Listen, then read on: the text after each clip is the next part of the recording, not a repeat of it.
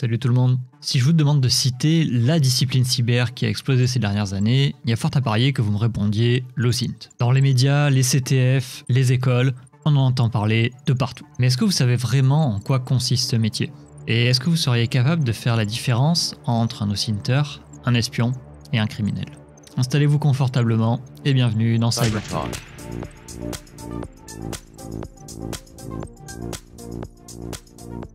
Et bienvenue à tous, bonsoir à tous, j'espère que vous allez bien. On est parti pour le 10e Cybertalk qu'on a intitulé La conquête de l'OSINT. Je suis encore et toujours accompagné de Nubosaurus qui se trouve un petit peu là en dessous. Salut, comment ça va? Bah ça va bien, en presque pleine forme. Dis-moi, tu as un nouveau micro installé de très belle façon. C'est pour avoir une voix splendide ce soir.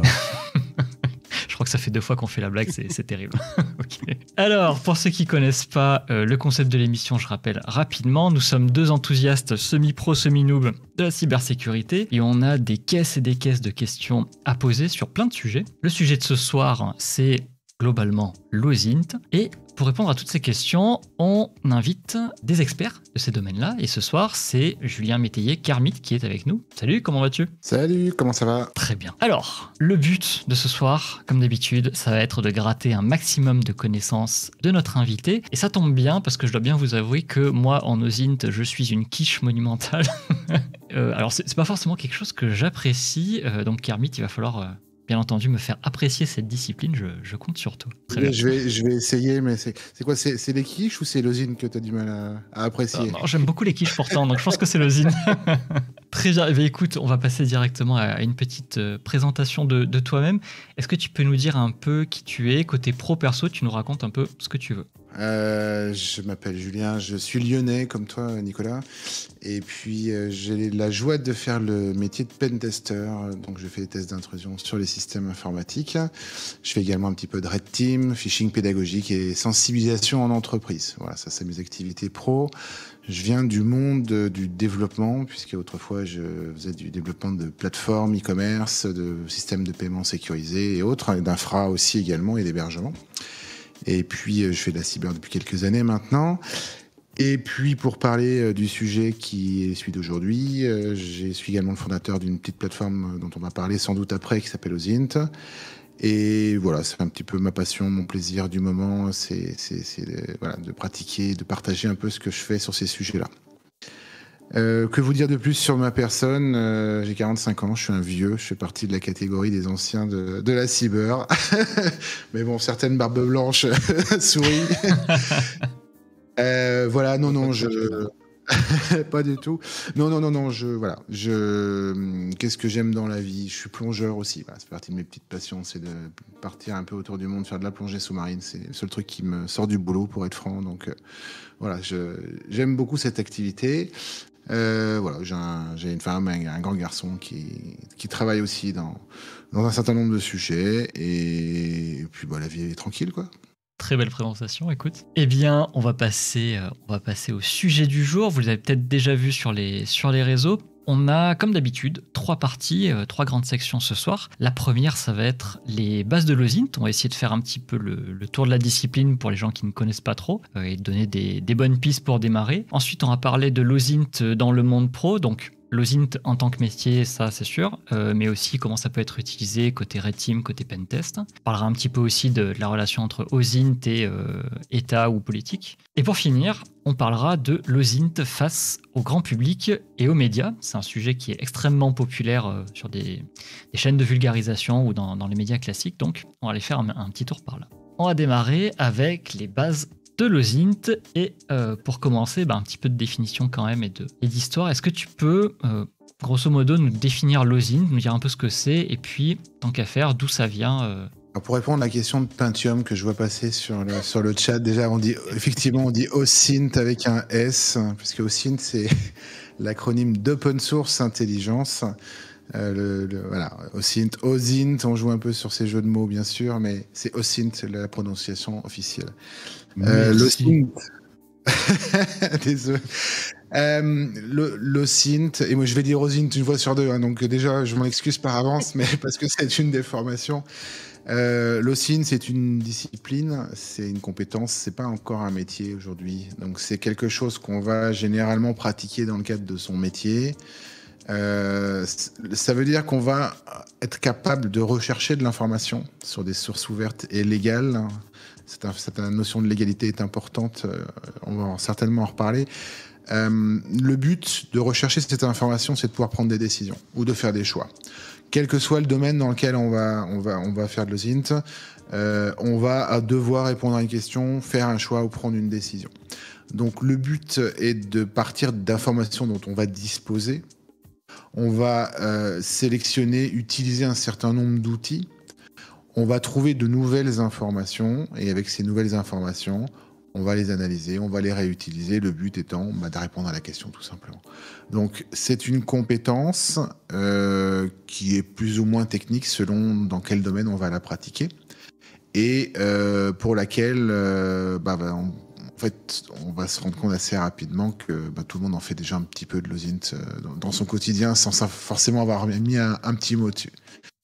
Et puis alors en français, on traduit ça par roseau. C'est vrai que le terme est un peu moche. Donc, renseignement d'origine source ouverte. Bon, voilà. C'est les expressions peu ou mal traduites en français, en tout cas. Donc, une compétence, c'est une discipline. C'est ça la définition principale. Et pour ce qui est de l'origine, ou de l'histoire de la discipline, où est-ce que ça prend ses sources, tout ça? Alors, j'ai fait des petites recherches remontant le plus loin possible. La première mention qui fait plus ou moins allusion, c'est très vieux, c'est dans L'Art de la guerre de Gengis Khan, n'importe quoi, de Sun Tzu, pardon, où on va retrouver des mentions en disant que pour être victorieux sur le champ de bataille, il faut être capable de s'informer, de connaître les intentions et les situations de l'ennemi. Donc voilà, c'est la première trace pour moi qui parle de la notion d'information, en tout cas, et d'utilisation de l'information à des fins stratégiques. Dans les faits, les premières traces, réellement, on va les retrouver au niveau de la Deuxième Guerre mondiale. C'est-à-dire, on va sortir un petit peu du renseignement classique tel qu'il était pratiqué jusque-là, et on va commencer à utiliser des sources technologiques, comme par exemple les émissions de radio. C'est ce que faisaient les Américains pendant la guerre. Ils sont allés écouter les radios allemandes. Ils ont simplement fait des traductions d'informations publiques. Ils se sont rendus sur des colloques étudiants, des universités aussi, pour écouter, pour entendre. Et à mon sens, c'est les fondamentaux de l'OSINT viennent de là, c'est de dire on a commencé à utiliser des diffusions un peu massives, un peu publiques, accessibles à tous, et on a commencé à les analyser pour en tirer des... Alors, pendant la guerre, forcément, des conclusions militaires, mais pas que, quoi. Voilà, pour moi, vraiment les sources, en tout cas les premières traces de l'OSINT tel qu'on le pratique aujourd'hui, pour moi. Ok. Et donc, on a vu un petit peu l'historique, Seconde Guerre mondiale, basiquement, si on peut dire. Mais aujourd'hui, est-ce que tu pourrais nous donner les grands acteurs de ce monde de l'OSINT? Les premiers à s'y être intéressés un peu malgré eux, c'est les Américains, la CIA, après le 11 septembre. Clairement, ils se sont rendus compte que si peut-être ils avaient été un peu plus vigilants sur ce qui se passait sur la toile, les réseaux sociaux, certaines choses auraient pu être, si ce n'est évitées, au moins peut-être anticipées. Donc les Américains sont très actifs depuis longtemps, donc depuis plus de 20 ans sur ces sujets-là. Ils ont fondé l'Open Source Center dès les années 2001-2005. Donc clairement, c'est voilà. Après, les services de renseignement, d'une manière générale, dans l'ensemble des pays qui pratiquent ce type de choses, sont équipés, bien sûr, d'outils qui va leur permettre de suivre ce qui va se passer sur les sujets qui les intéressent. Alors, soit de manière ciblée, soit de manière plus globale. Dans le cas des États-Unis, on a plutôt une surveillance globale qui va consister à collecter beaucoup d'informations et à les analyser le jour où on en aura besoin. D'autres services vont être plus précis en disant voilà, on va suivre certains sujets, certaines personnes, certaines tendances. Et l'OSINT fait partie du monde du renseignement. D'une manière générale, on considère que plus de la moitié des informations du renseignement vient de l'OSINT, donc de sources ouvertes. Donc on va retrouver ça un petit peu, je pense, de manière universelle dans tous les pays qui pratiquent le renseignement. On a une notion dans le monde économique qu'on appelle la due diligence, qui est également pratiquée depuis toujours, qui consiste à dire quand on rachète une boîte, quand on investit dans une entreprise ou quand on embauche quelqu'un à des postes de haut niveau, on va faire une petite enquête pour savoir ce qu'on achète, pour savoir si on se plante pas. Et ça aussi, en intelligence économique, l'OSINT est pratiqué depuis aussi longtemps qu'il existe des informations numériques. Donc, ça fait longtemps que ça existe, l'OSINT. Si on doit citer quelques acteurs un peu significatifs du sujet, j'ai envie de dire, s'il n'y en avait qu'un seul à citer, ce serait Bellingcat. Pour moi, aujourd'hui, c'est l'association qui a œuvré pour la démocratisation, en tout cas, du sujet, ou qui a commencé à en parler de manière un peu accessible, un petit peu moins confidentielle qu'auparavant. Bellingcat, ça a démarré, si j'ai bon souvenir, en 2014, je crois, avec le vol de la Malaysian Airlines. Où ils ont commencé à se dire bon, il s'est passé des trucs, on prend une masse d'informations contradictoires venant des différents acteurs de ce sujet. On va essayer de se faire une idée par nous-mêmes en utilisant certaines techniques que tout le monde connaît aujourd'hui en GeoInt, en OSINT et d'analyse et en IMINT. Donc Bellingcat pour moi aujourd'hui est un des acteurs précurseurs, en tout cas de ce sujet d'OSINT. On a ensuite énormément de communautés qui se sont montées depuis quelques années maintenant. En France, on en a un certain nombre. On pourra revenir sur ce sujet-là. Je pense que c'est le cas dans beaucoup de pays. Il y a également pas mal d'initiatives citoyennes. Alors là, c'est des choses qui se passent plutôt États-Unis, Canada, où il est plus accepté moralement que les citoyens mènent des enquêtes à titre privé sur des sujets... que ce soit des personnes disparues, que ce soit des chatons sur YouTube. Il y a plein en fait d'initiatives un petit peu éparses qui apparaissent un peu partout, bien sûr. On n'en a pas nécessairement connaissance, en tout cas. Une petite seconde. Qu'est-ce que c'était l'histoire des Malaysia Airlines? Je ne suis pas au courant. Malaysian Airlines, c'est un vol qui s'est crashé, je crois, au large des Philippines, ou en tout cas en Asie du Sud-Est en 2014, et pour lequel ni la compagnie, ni personne n'a donné d'informations finalement assez crédibles sur les motifs qui ont crashé l'avion. Et c'est ce qui a déclenché un peu la soif de recherche de Bellingcat en se disant ouais, la sauce que vous nous servez, elle ne nous convient pas, on aimerait bien se faire un avis par nous-mêmes. Et en 2014, on commence à avoir suffisamment d'informations filmées, accessibles en ligne, qui vont nous permettre finalement de faire nos propres recherches et pas, on va dire, simplement accepter ce qui est donné par des autorités ou par la compagnie aérienne. Il y a eu un doute, en fait. Je crois qu'aujourd'hui, on ne sait toujours pas ce qui s'est passé. Hein, ça reste encore un grand mystère. Mais il y a eu un vent de dire, à un moment donné, il faut s'émanciper un petit peu aussi de certaines versions officielles qui peuvent paraître à côté de la plaque et de dire... Il y a moyen pour quiconque souhaite se renseigner de faire ses recherches. Ça ne veut pas dire qu'il les fera mieux, mais ça veut dire qu'il y a quand même la possibilité de le faire en tout cas. Ok, ouais, a priori il y a un docu Netflix qui est dispo sur le sujet. Ok, intéressant. C'est sorti il y a une quinzaine de jours, je crois. Oui, c'est un sujet récurrent. Hein. On considère que c'est le début de la démocratisation. Je vois qu'il y a une allusion à Don't Fuck With Cats. Ah ouais, c'est pas du tout la même histoire. Hein. Non, c'est pas la même histoire. Elle est pas drôle non plus. Ça fait partie des documents fondateurs aujourd'hui qu'on peut trouver sur le sujet de l'OSINT avec le bon et les mauvais côtés, hein, bien sûr. Mais voilà. Donc deux sujets un peu fondateurs, en tout cas, mondialement connus aujourd'hui sur le sujet de l'OSINT. Effectivement, ça va être ces deux affaires-là, en tout cas. C'était assez, caché. Enfin, à l'époque, je traînais un petit peu sur 4chan, donc c'est une histoire que j'ai suivie de l'intérieur. Mais justement, aujourd'hui, c'est complètement différent. Cette notion de l'OSINT, elle est hyper populaire, on la voit un petit peu partout.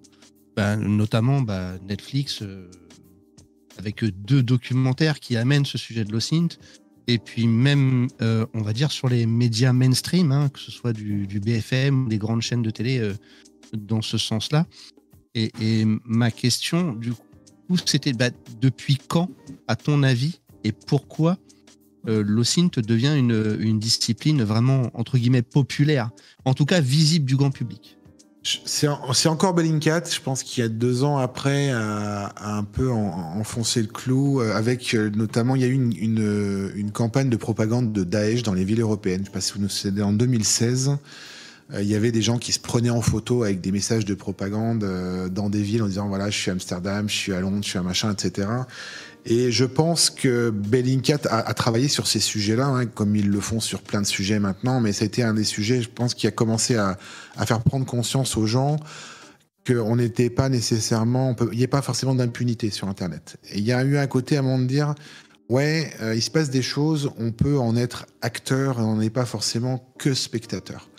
Donc, mon analyse de ça, alors je peux me tromper, mais c'est le côté dire à un moment donné, on peut se sentir menacé par quelque chose, alors que ça soit des chatons, que ça soit Daesh, que ça soit peu importe quoi.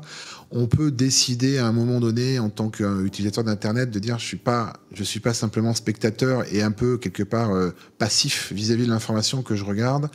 Mais je peux moi-même finalement commencer à remettre en cause ce que je vois et à l'analyser et à quelque part tirer mes propres conclusions. Après, il y a d'autres séries qui font un peu fantasmer, des séries fictives qui vont aussi peut-être faire fantasmer un petit peu les spectateurs. On a parlé beaucoup de Mr. Robot, par exemple, ou de ce genre de choses, des séries un peu anciennes qui parlent de hack, qui parlent aussi un petit peu de recherche de synth. Hein, tout ça est lié. Plus récent, on a une série qui s'appelle Stalker aussi, qui a parlé de ce sujet-là, qui était une fiction dans une faculté à Paris. Donc, quelque part, le sujet intrigue et le sujet inquiète. Et c'est assez légitime et généralement, ça va ensemble parce que c'est quand même une discipline qui permet de faire pas mal de choses, qui permet de faire, quand elle est bien utilisée, de faire des choses assez incroyables, puis quand elle est mal utilisée, de faire des trucs assez dégueulasses. Donc c'est normal cette espèce de dualité entre je suis attiré par la chose et puis ça me fait peur, quoi, tout simplement. Je vois qu'on a plein de détails là qui fusent dans le chat. Gardez bien vos cartouches, surtout pour la partie 3, on va y revenir là-dessus. Ok, très bien, intéressant. Alors pour revenir un petit peu plus sur les bases, les origines, je pense que tu y as déjà un petit peu répondu, mais qu'est-ce qu'il existait comme autre type de renseignement avant l'osine? Tu nous parlais de renseignements, alors source close, je sais pas exactement comment tu l'as verbalisé, mais c'était quelque chose comme ça. Alors, dans le renseignement, il y a 3 types d'informations qu'on peut trouver. On va dire les informations blanches, les informations grises et les informations noires. C'est un peu comme le pentest, hein. C'est les mêmes couleurs. Avant, l'OSINT, c'était essentiellement de l'humine, c'est-à-dire du renseignement humain ou du renseignement de type espionnage. Donc, je prends des photos, etc. Quelque part, l'OSINT a modernisé ces types de renseignements qui existaient déjà depuis bien longtemps. Depuis aussi longtemps que les espions existent, le renseignement existe et la collecte d'informations existe. Simplement, c'est les outils, les méthodes et les volumes qui ont changé par rapport à ce qui se faisait avant.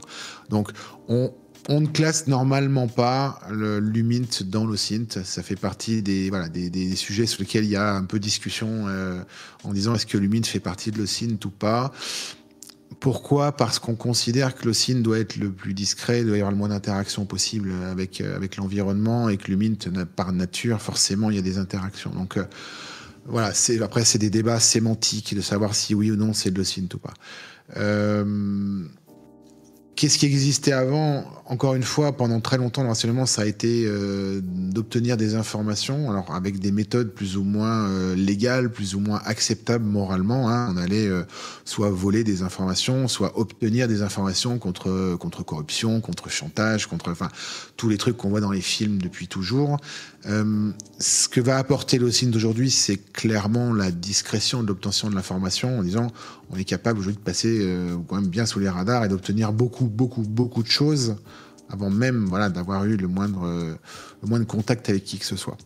Donc la différence, je pense que c'est les outils et la quantité d'informations aujourd'hui qu'on est capable de collecter avec l'OSINT par rapport à ce qu'on appelait le renseignement autrefois en tout cas. Ok.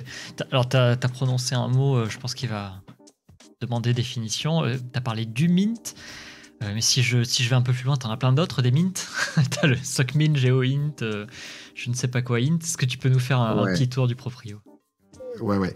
Je vois une petite phrase sur le chat que je vais reprendre qui est importante parce que, et ça, je pense qu'il faut le répéter tout au long. Oui, l'OSINT est légal, bien sûr. Il s'agit en aucun cas d'aller obtenir de l'information ni par social engineering, ni par hacking, ni sur d'autres sujets. Donc, oui, restons dans la légalité sur ce sujet-là.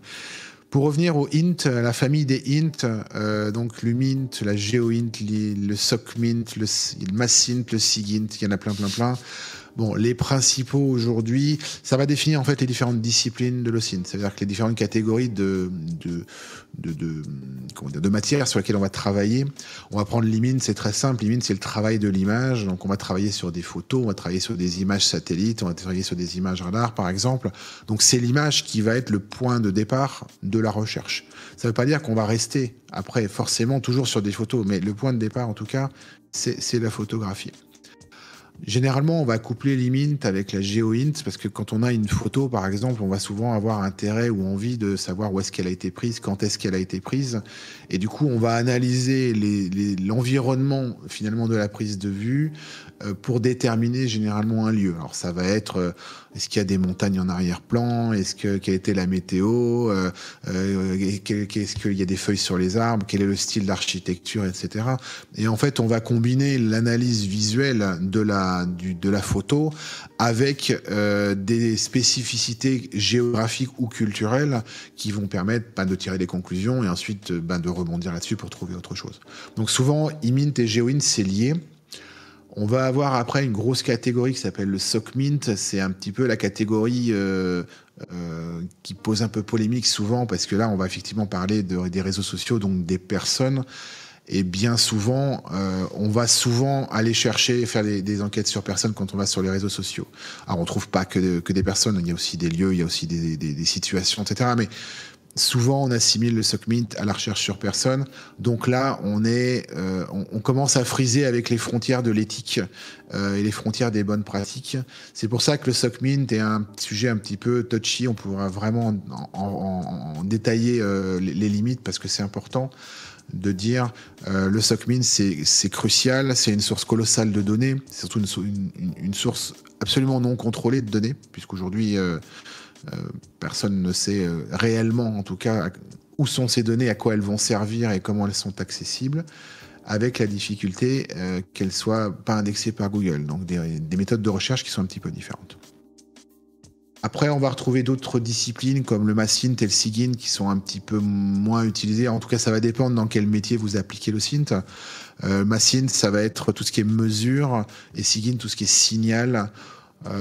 Pour ne parler que de quelques exemples un peu connus, on va avoir par exemple le fait de suivre un avion sur son trajet en ligne, par exemple avec Flight Radar ou des transports. Ça va être l'analyse de remontée par exemple de détecteurs d'incendie ou de signaux radio tout simplement. Donc l'utilisation en fait de ces mesures physiques d'événements qui peuvent se produire et qui sont aujourd'hui captés par un certain nombre de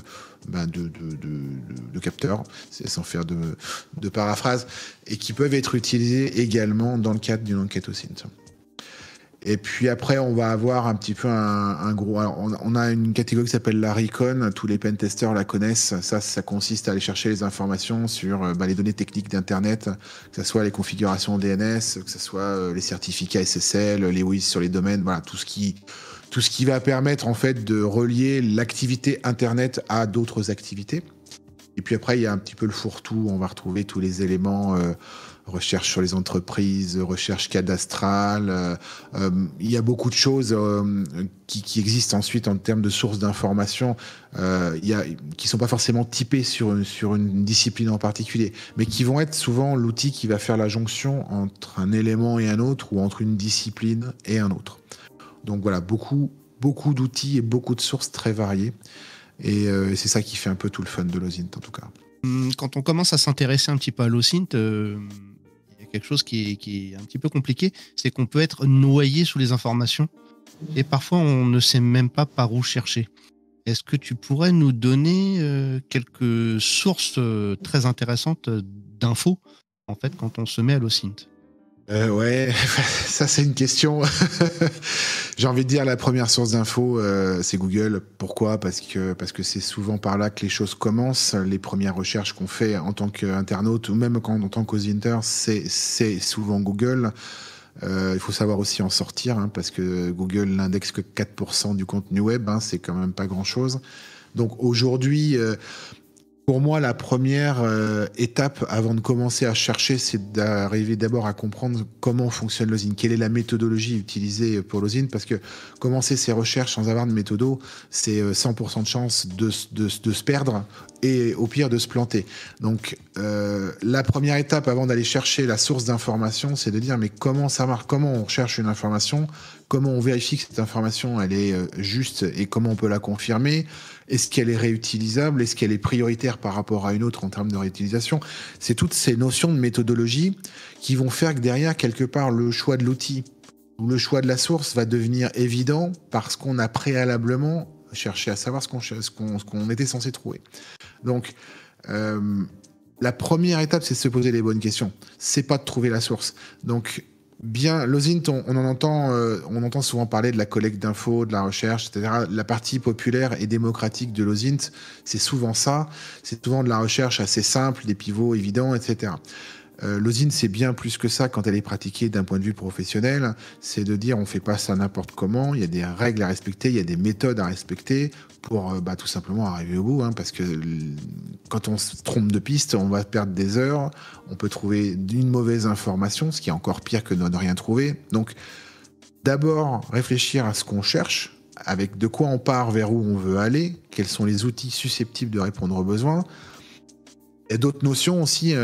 Si tu es programmeur, tu vas pas forcément utiliser les mêmes outils que si tu l'es pas, parce qu'à un moment donné, la compétence technique, elle peut jouer sur savoir quels outils, quelles sources on peut utiliser. Donc, est-ce que tu as 2 heures pour faire ton enquête ou tu as 2 mois? Ça aussi, c'est pas la même démarche qui va être adoptée selon le temps dont tu vas disposer. Quelle est la sensibilité de l'information? Est-ce que je cherche un truc complètement froid, sans danger, et du coup, j'ai pas besoin de me protéger, et puis je vais aller vite? Ou alors je travaille sur un sujet chaud qui va demander particulièrement de faire attention à ce que je fais. Et donc, c'est pas tant la source qui va déterminer ce que je vais faire que l'environnement dans lequel je dois mener mon enquête. Et ça, c'est vachement important. Voilà. On va aller un petit peu plus profondément tout à l'heure justement sur la méthodologie, la pertinence des sources, le bruit, etc. Mais tu as parlé pas mal là d'outils aussi. Moi, je suis un grand fan d'outils en cyber. Et quand on parle de l'OSINT, évidemment, les Google Docs, par exemple, ou Maltego, ce genre de choses, c'est quelque chose qui peut revenir. Mais est-ce que tu pourrais nous parler des principaux outils qu'on peut utiliser en OSINT?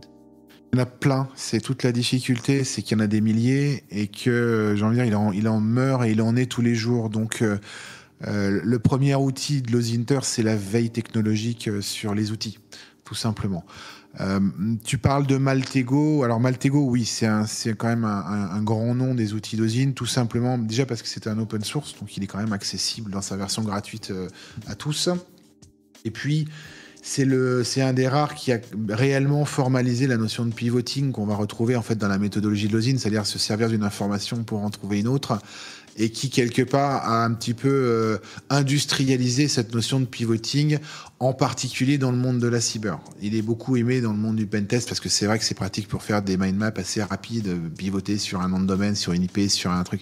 Ça va vite, ça fait des rapports super jolis et on est content de pouvoir les utiliser. Le problème de Maltego, quelque part, c'est aussi la conséquence de son côté industriel, c'est qu'il renvoie énormément de bruit. Et qu'au final, sur ces petits produits-là, souvent, on passe autant de temps à nettoyer le bruit finalement qu'à trouver l'information. Et puis Maltego, il va utiliser des sources, accessibles comme des API ou des sources, en tout cas, structurées. C'est pas Maltego qui va, par exemple, aller chercher de manière très efficace sur des réseaux sociaux. Le scrapping, on sait ce que ça vaut en termes de pérennité. Donc, on a quand même à un moment donné la nécessité de sortir un peu de l'outil automatique parce que les doigts et mains sur une souris, c'est quand même plus efficace. Tu parlais des Google Docs. Alors ça, c'est un sujet qui revient systématiquement. Il faut faire attention. J'ai eu ce débat avec quelqu'un au FIC qui se reconnaîtra s'il m'entend ce soir, en disant le Google Docs, est-ce que c'est légal, est-ce que c'est pas légal? Il faut faire une distinction entre utiliser les fonctions avancées de Google, utiliser la recherche dans les titres, dans les codes sources, etc., et faire un Google Docs. Un Google Docs, ça veut dire spécifiquement chercher quelque chose qui devrait être protégé ou caché et qui ne l'est pas. Et à partir de là, on peut faire effectivement ce type de recherche. Par exemple, donne-moi tous les fichiers PDF qui contiennent le terme ne pas diffuser ou confidentiel. Voilà, le grand classique qu'on voit passer. Bon, lancer cette recherche sur Google, il n'y a pas de problème avec la légalité, je veux dire, c'est Google. Google surfe sur un vieux flou juridique qui consiste à dire que la mise en cache de données confidentielles n'est pas confidentielle. Ça fait des années qu'ils se protègent derrière ce concept-là, mais dans les faits, à la seconde où vous allez cliquer sur un de ces documents pour le télécharger ou simplement le visualiser, vous passez sous le coup de l'article 323.1 du Code pénal, vous avez récupéré un document dont vous savez pertinemment qu'il est confidentiel et rien ne va vous défendre devant un juge devant ce cas-là. Ça sera très dur à défendre en tout cas. C'est un peu comme si vous passiez devant une maison avec une fenêtre ouverte. Oui, la fenêtre elle est ouverte, mais ça vous donne pas pour autant le droit de rentrer dans la maison. Le principe est exactement le même. Bien distinguer une recherche avancée Google, qui est beaucoup utilisée en OSINT et que je recommande bien sûr en termes de technique, et je cherche des docs dont je sais qu'ils sont pas pour moi et je vais les ouvrir en toute connaissance de cause. Et aujourd'hui, personne n'arrivera à vous croire si vous dites que vous ne saviez pas ce que vous faisiez en faisant ça, quoi. Voilà. Donc, attention aux dorks, c'est rigolo, on en voit passer plein les réseaux sociaux, mais très franchement, aujourd'hui, soyez vachement prudents avec ça, en tout cas. Je vais faire un petit pas en arrière parce qu'on est allé dans la technique très rapidement. Et j'aimerais pas qu'on ait des auditeurs ou spectateurs qui soient paumés. Est-ce que tu pourrais nous dépeindre, on va dire, un processus d'OSINT classique, tu vois, en partant de ta problématique de base, ta source, ce que tu appelais tout à l'heure le pivoting, jusqu'à trouver, je ne sais pas ce que tu cherches, mais trouver ce que tu cherches. Comment est-ce que ça se passe ? L'OSINT, c'est un cycle qu'on va réitérer en fait aussi souvent que nécessaire jusqu'à ce qu'on trouve l'information qu'on cherche ou qu'on ait estimé que le périmètre d'analyse qu'on a fait est suffisant. Donc généralement, on va partir d'informations de base dont on dispose. Alors ça va être une photo, ça va être un nom, ça va être une adresse IP, ça va être une rumeur, une tendance, ça peut être n'importe quoi finalement la source de l'OSINT. Donc on va suivre généralement ce qu'on appelle le cycle du renseignement, c'est-à-dire on va analyser ce qu'on possède, on va déterminer les outils dont on pense qu'ils vont être susceptibles de nous amener des réponses.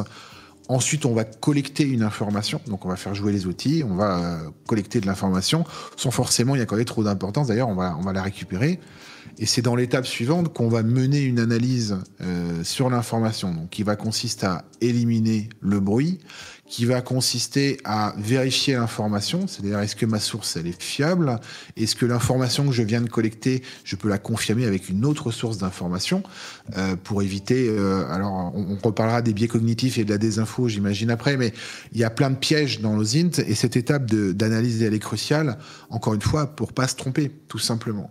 Et puis, une fois qu'on va avoir considéré qu'une information elle est réutilisable, on va pivoter, c'est-à-dire qu'on va utiliser cette nouvelle information qu'on considère fiable pour recommencer le cycle en disant on va faire ce qu'on appelle de la diffusion, on va la réutiliser et on va la réinjecter dans le cycle pour recommencer. Donc par exemple, je vais partir d'un pseudo, je vais trouver un email, avec un email, je vais trouver un numéro de téléphone, avec un numéro de téléphone, je vais trouver une adresse, jusqu'à arriver, j'en sais rien, à une géolocalisation de quelqu'un ou quelque chose. Donc c'est ça le principe de pivoting, de dire une info amène à trouver d'autres informations. Après, on parlait tout à l'heure du temps qu'on a pour faire une enquête OSINT. On va être amené dans la méthodologie à donner des priorités à l'info en fonction de est-ce que l'info a un fort potentiel ou pas. Est-ce que l'info est sûre ou on peut avoir des doutes sur une information. Et puis, est-ce que je suis capable, dans mes compétences, de l'exploiter ? Si je suis pas programmeur, il y a certaines sources d'informations. Alors, je dis programmeur ou technicien ou informaticien, hein, mais il y a certaines sources d'informations que je ne vais pas pouvoir interroger parce que je ne sais pas techniquement le faire. Il y a pas non plus des outils pour tout, hein. C'est important. Il y a une masse d'informations aujourd'hui qui sont accessibles. Voilà, il faut y aller un petit peu avec le code et le couteau, hein, pour ne pas dire autre chose. Mais il y a des choses qu'on ne peut pas faire en OSINT quand on n'est pas forcément quelqu'un qui berce dans la technique. Donc, la priorité de l'information, dans quel ordre on va la traiter ? Il y a aussi l'expérience qui va rentrer en ligne de compte en disant, tiens, cette info, je connais l'outil qui va me permettre de rebondir dessus ou je ne le connais pas. Donc, à un moment donné, si j'ai besoin de faire des recherches pour trouver l'outil, je vais perdre du temps. Donc, je vais peut-être privilégier une autre info dont je connais une issue plus favorable. Et c'est là que la méthodologie se met en place et qu'il y a un cadre de quelque part de fonctionnement un petit peu établi sur ce cycle du renseignement, sur lequel on va plaquer ensuite des habitudes ou en tout cas des expériences de recherche qui vont faire que on va sentir que une piste est plus prometteuse qu'une autre, et c'est ça qui va faire la différence. C'est pas un outil en fait, c'est vraiment le choix de l'outil qui va déterminer et le choix de l'orientation qui va déterminer la réussite du truc, quoi. Est-ce que tu peux nous dire ce qu'a l'OSINT comme avantage par rapport aux autres types de renseignements et les faiblesses éventuellement? Il y a le côté accessible facilement. Alors, on parle essentiellement d'Internet. Il y a aussi d'autres sources qu'Internet dans l'OSINT. Mais bon, assimilons pour ce soir l'OSINT au réseau. C'est qu'aujourd'hui, on peut accéder aux infos, j'ai envie de dire, les fesses dans sa chaise et derrière son écran. Donc, je pense que c'est ça la principale différence. C'est qu'autrefois, il fallait se déplacer bien souvent pour obtenir l'information.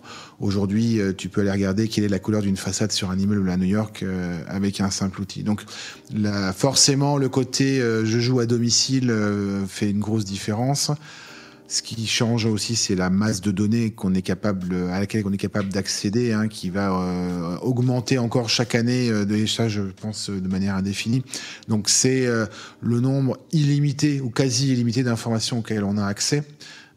Et c'est ce qui en fait aussi son côté difficile, c'est qu'on parlait du bruit tout à l'heure, c'est de dire aussi plus il y a d'infos, plus il y a de bruit. Donc l'avantage et l'inconvénient sont le même pour le ZINT, c'est la masse d'infos, c'est la quantité d'outils.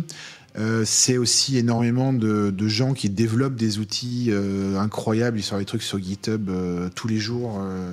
Je fais un petit clin d'œil à mon équipe qui est en train d'en développer un aussi, là, qui est en train de s'éclater sur le sujet, ils se reconnaîtront.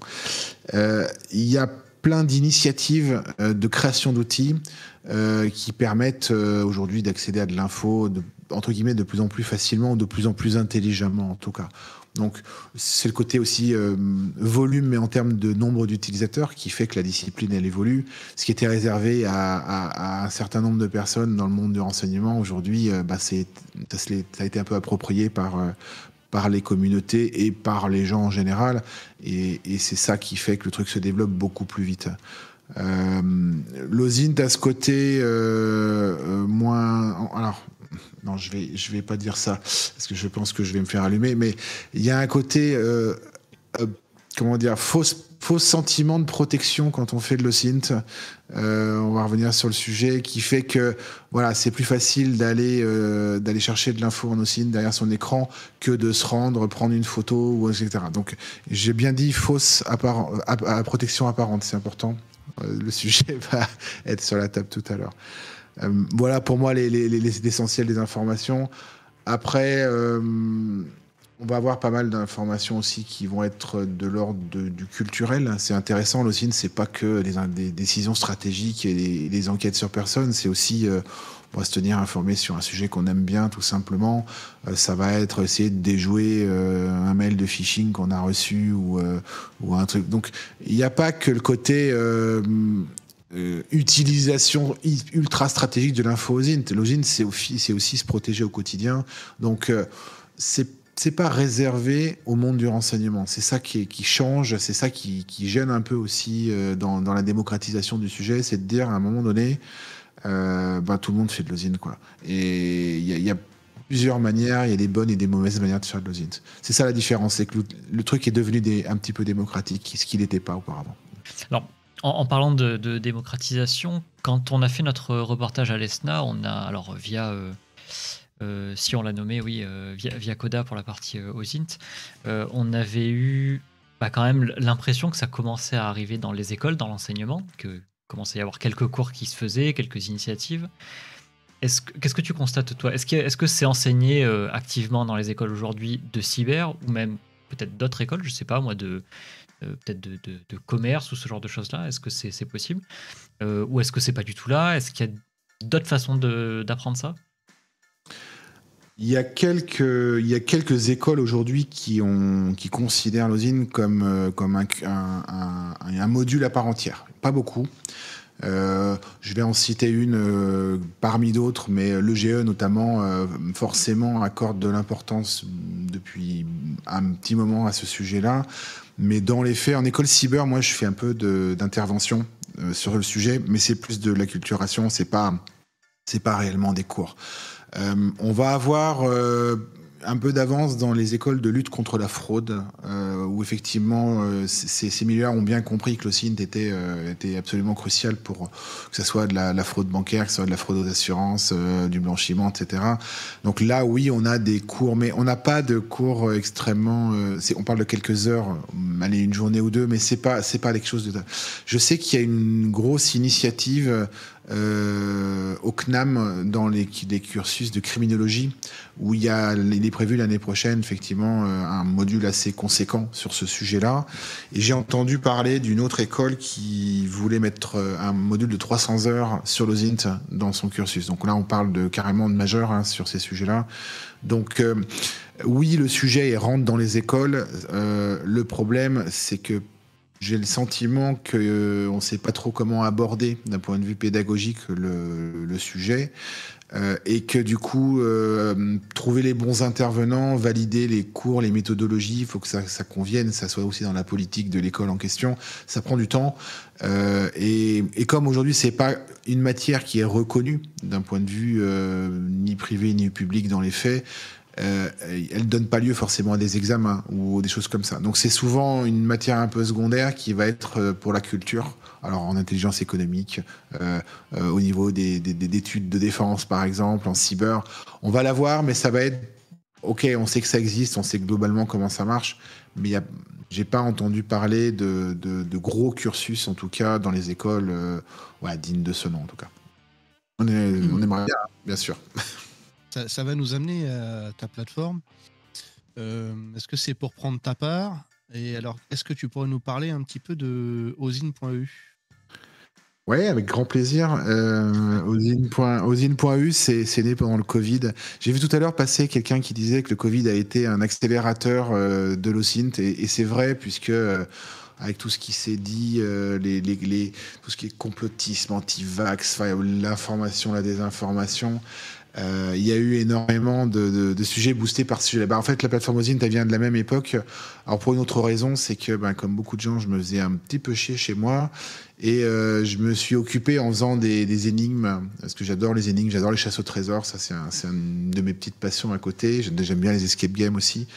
Et je me suis dit, je vais m'occuper moi déjà, ça sera pas mal, et occuper mes potes si ça peut servir aussi. Et j'ai fait une espèce de chasse au trésor avec des trucs que j'aimais bien sur Internet. Alors, il y avait un peu de steg, il y avait un peu de crypto, il y avait des énigmes, il y avait un peu de culture. Et surtout, je me suis rendu compte que tout ce qui touchait à l'OSINT, c'est ça qui avait plu le plus. Et en particulier le SOCMINT qui excite un peu tout le monde. Donc, j'ai commencé à faire des challenges sur LinkedIn il y a pas si longtemps que ça, il y a un an à peu près, un peu plus d'un an. Et au début, j'avais mes 5-6 joueurs fidèles que je salue aussi au passage s'ils sont là. Et puis après, j'en ai eu 10, j'en ai eu 100, j'en ai eu 400. Puis après, je passais plus de temps à répondre aux gens qu'à faire mon boulot. Donc, ça a commencé à poser un problème. Donc, voilà. La plateforme, à la base, c'était un outil pour dire moi, j'ai besoin de regagner du temps pour retrouver un petit peu déjà le temps de faire des challenges et puis le temps de travailler quand même un peu, puis d'avoir une vie de famille. Et la plateforme, c'était juste pour me délester à la base. Puis après, c'est une plateforme qui est gratuite. On est 7000 inscrits dessus aujourd'hui, donc il y a du monde. Il y a pas mal d'activités, il y a pas mal d'envie sur ce sujet-là. Et puis les rencontres autour de la plateforme ont fait que on a développé plein de sujets. La plateforme, à la base, le but, c'est l'apprentissage de l'OSINT dans des bonnes conditions. Sur des sujets qui ne présentent aucun danger pour les gens qui souhaitent s'y attaquer, donc des challenges de difficultés variables. Alors on commence très simplement à identifier un lieu sur une photo, et puis après il y a des trucs un petit peu plus compliqués. Il y a on va sur ce qu'on appelle les niveaux extrêmes, donc des pivots plus compliqués à atteindre. Il y en a beaucoup, etc. Le but étant de dire l'OSINT, beaucoup de gens en font, ou en tout cas essayent d'en faire. Il y a beaucoup de tutos aujourd'hui sur YouTube, un peu partout, sur TikTok. Enfin, en gros, tout le monde fait de l'OSINT plus ou moins bien. Mais on voulait, nous, avec cette plateforme, donner un peu un cadre de travail en disant il y a des méthodologies, il y a un côté réglementaire, il y a des bonnes pratiques. Et puis surtout, faites pas tout seul dans votre coin. Le côté on le fait à plusieurs est quand même sympa. tu parlais tout à l'heure du pentest, on va retrouver exactement les mêmes avantages à bosser en équipe, à partager l'information, à faire les challenges en équipe. Et ça, pour moi, c'est une bonne manière d'apprendre. La gamification aujourd'hui des sujets technologiques, on sait que c'est efficace en termes d'apprentissage à partir du moment où c'est fait correctement.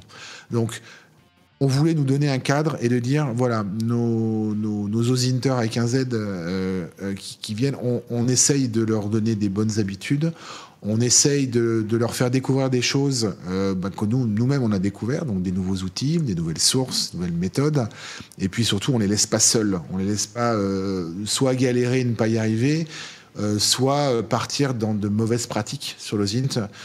Donc voilà, on essaye d'avoir un peu de cadre de pratique du sujet. C'était l'objectif. Après, la plateforme a des ambitions de mettre à disposition du contenu pédagogique à destination des gens qui souhaitent faire de l'OSINT. On va retrouver des conseils, on va retrouver des fiches pédagogiques sur des outils, sur des méthodes, etc. Voilà, on essaye d'amener une pierre à l'ensemble des communautés qui existent déjà. On n'est pas la première, on ne sera pas la dernière. Et on n'a pas la prétention voilà, de quoi que ce soit. Simplement, on s'est dit que c'était une bonne manière d'aborder le sujet et qu'on avait envie de participer à notre modeste niveau, tout simplement à essayer d'apporter quelque chose de manière pédagogique aux gens qui souhaitent s'intéresser au sujet. Et tu as parlé de gamification, alors c'est quelque chose qui est assez courant dans le domaine de la cyber. Est-ce que tu pourrais nous expliquer pourquoi c'est important d'amener ces informations, ces compétences au travers de la gamification? La gamification, ça reste un moyen d'assimiler de la connaissance. C'est-à-dire qu'on va s'affranchir du côté un peu chiant de lire des cours, d'écouter des conférences, et puis surtout de les mettre en application sur des sujets dont on n'est pas sûr qu'ils soient directement reliés à ce qu'on vient d'apprendre. Le principe de la gamification, c'est de dire, voilà, j'apprends quelque chose, je le mets immédiatement en action à travers un exercice qui a été pensé pour le sujet que je suis en train de traiter, et surtout sur lequel je vais un peu m'amuser. C'est-à-dire que je vais galérer. L'OSINT, c'est quand même, faut pas oublier, c'est des heures de recherche. Des fois, on trouve pas, des fois, on galère. Le côté caché de l'OSINT, c'est le côté aussi, à un moment donné, on trouve pas. Et puis, si on passe des heures et des heures à regarder, j'en sais rien, des poignées de porte, des prises de courant ou des choses comme ça, ça peut être hautement pénible. Mais le côté jeu dit la chose suivante en disant l'exercice que je vous propose a une solution. Et c'est important de bien faire la distinction entre l'exercice d'OSINT où on sait qu'il y a une solution et un but à atteindre, et quelque part on est capable de mesurer son effort quand on va le faire, et l'OSINT dans la vraie vie où on n'est absolument pas sûr de trouver l'info, où on n'est absolument pas sûr de ne pas se perdre ou d'exploser le temps imparti, etc. Donc la gamification, elle a ce côté rassurant de dire il y a une réponse au problème. On ne cherche pas pour rien. Et du coup, on enlève un peu le côté démotivation d'aller faire des recherches sur des sujets plus réels ou moins contextualisés. Donc on a la même polémique aujourd'hui sur la gamification de l'OSINT, parce qu'à un moment donné, il faut en parler. C'est un sujet sur lequel on est confronté, on entend régulièrement. On a la même polémique qu'on avait il y a 10 ans sur Hack the Box, en disant est-ce qu'aujourd'hui il faut entraîner les hackers avec des cas d'école pour les faire progresser. Enfin, je pense qu'aujourd'hui, il n'y a personne qui se pose la question du bien fondé de ces plateformes d'apprentissage. Enfin, je veux dire, personne ne devient pentester aujourd'hui sans avoir essayé au moins de podder une machine ou deux sur ces plateformes. Et l'OSINT, c'est pareil aujourd'hui. Il n'existe pas de plateforme un peu structurante pour cette pratique. On essaye d'être la première. C'est vrai, Pentium, je suis désolé, tu as raison, RootMe publie des challenges OSINT depuis bien plus longtemps que nous, mais c'est pas leur spécialité. Et en ce sens, il y a un côté sur RootMe, leurs challenges sont super, mais ils sont orientés cyber. Et l'OSINT, c'est pas que de la cyber. Il y a quand même un côté aujourd'hui d'application à d'autres métiers qui est important. C'est là-dessus qu'on a voulu s'inscrire en disant on aimerait bien que l'OSINT, ça soit pas qu'une affaire de tech et pas qu'une affaire de pentester. Voilà, c'est quand même quelque chose qui peut être accessible à beaucoup de gens à partir du moment où il y en a envie d'apprendre, tout simplement. Est-ce qu'il y a des grandes initiatives de collab qui sont lancées dans cette communauté-là? Et puis plus globalement, est-ce que c'est une communauté qui est soudée, qui se regroupe simplement dans des petits endroits par silo? Comment ça se passe tout ce monde-là? Alors, il existe plusieurs communautés. Je vais en citer quelques-unes parce qu'elles sont, voilà, sont les plus connues, les plus visibles. Il en existe d'autres. Alors, il n'y a aucun jugement de valeur dans cette sélection. Ce n'est qu'une sélection. La première, c'est OSINT-FR. C'est une des plus anciennes qui a été fondée il y a 5 ou 6 ans, il y a 10 000 participants aujourd'hui qui viennent de tous univers. Donc c'est une communauté qui a une forte croissance avec beaucoup de gens et qui effectivement travaille sur un certain nombre de sujets, alors plus ou moins en silo ou non, mais qui est une communauté forcément avec 10 000 personnes. Il est quand même compliqué d'avoir un travail collaboratif général.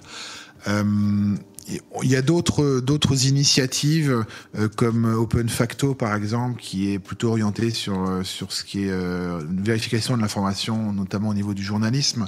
Donc là, on a déjà une orientation métier dans ce type de collaboration.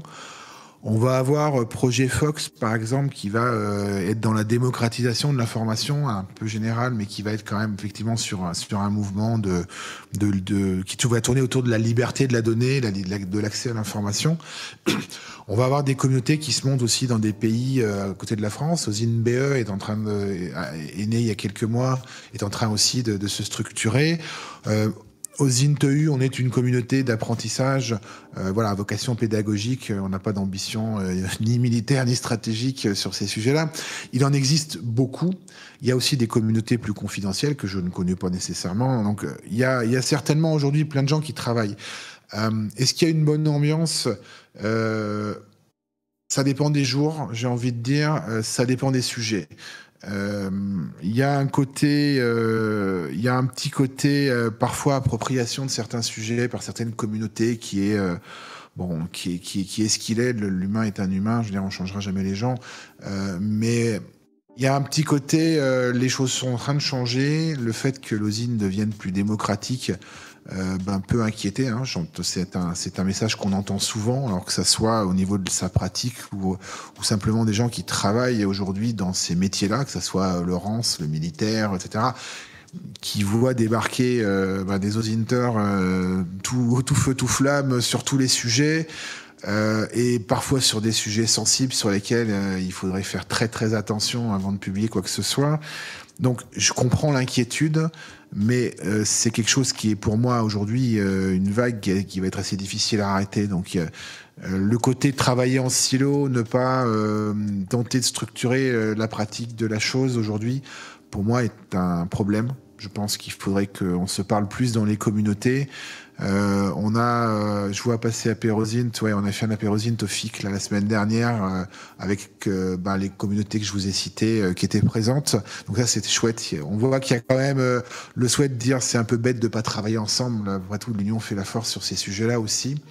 Après, on va toujours retrouver des visions, c'est même pas de la politique, c'est des visions sociétales de la chose, en disant est-ce qu'aujourd'hui pratiquer l'OSINT dans le monde du public, c'est l'État. Donc si c'est l'État, c'est pas le peuple. Après, pratiquer l'OSINT dans le côté citoyen, c'est le peuple et puis c'est pas l'État. Et là, on va retrouver les grandes guerres sociétales dans lesquelles je rentre surtout pas parce que c'est un engrenage dans lequel je mets pas le doigt.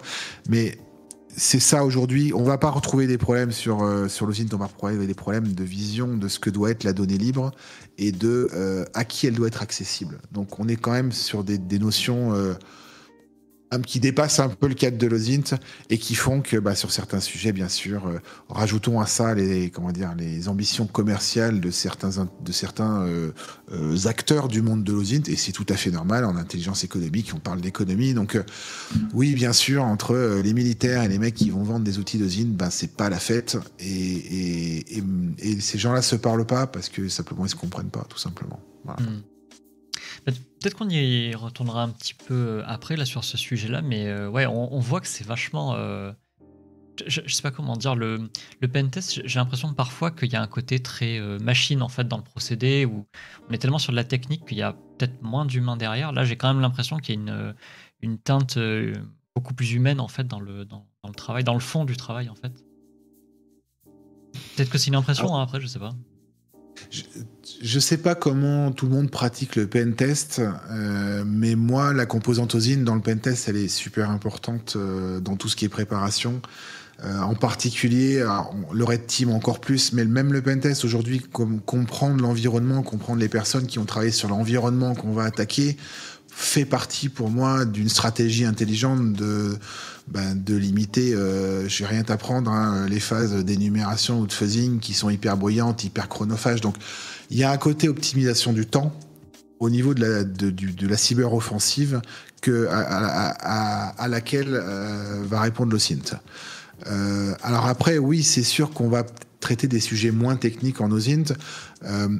Hormis la cybersécurité, j'ai envie de dire qu'elle soit bleue ou rouge. D'ailleurs, généralement, on va appliquer l'OSINT à des sujets faciles à comprendre. On va parler je sais pas, de déplacement de trucs militaires sur le terrain, on va parler de brevets falsifiés, on va parler de blanchiment d'argent, on va parler de crypto-monnaie. C'est des sujets qui touchent la société dans leur largeur, donc qui sont quelque part compréhensibles. En tout cas, les problématiques, elles sont compréhensibles à tout le monde. Tout le monde sait ce que c'est qu'un blanchiment d'argent. Après, la manière technique de retracer un blanchiment en crypto, c'est pas la même chose. Mais la problématique, elle est compréhensible par tous. Alors que la problématique cyber du pentest, je veux dire, à part les mecs qui bossent dans la cyber ou dans l'informatique, c'est déjà un petit peu plus confidentiel. Donc oui, le sujet, et c'est pour ça aussi que le citoyen lambda s'est approprié l'OSINT, tout simplement parce qu'il en comprend l'intérêt. Ce qui est aujourd'hui pas rentré dans la tête des entreprises qui font pas de pentest, par exemple. Ils n'ont pas compris l'intérêt d'un pentest. Donc on a encore cette prise de conscience, elle a été beaucoup plus rapide, je pense, dans l'OSINT au niveau du grand public, que ce qu'elle a été au niveau des entreprises ou même au niveau du grand public pour la cyber. L'accélération a été plus importante, je pense. Ok, intéressant. Bah, on y reviendra avec le côté grand public, je pense. Ok, alors au début, on a pas mal parlé de légal et tu as mis la limite très rapidement sur ce qui devait être légal ou pas. Alors, enfin, non, t'as pas mis les limites, justement, t'as annoncé que ça devait être légal, ce qui est important. Est-ce qu'on pourrait parler un petit peu plus justement de ces limites? Où est-ce qu'elles se trouvent? Comment est-ce qu'on fait pour les reconnaître? Et par extension, qu'est-ce qu'il pourrait y avoir comme risque à exercer de l'OSINT en tant que personne ou en tant qu'entreprise ou assos, peu importe?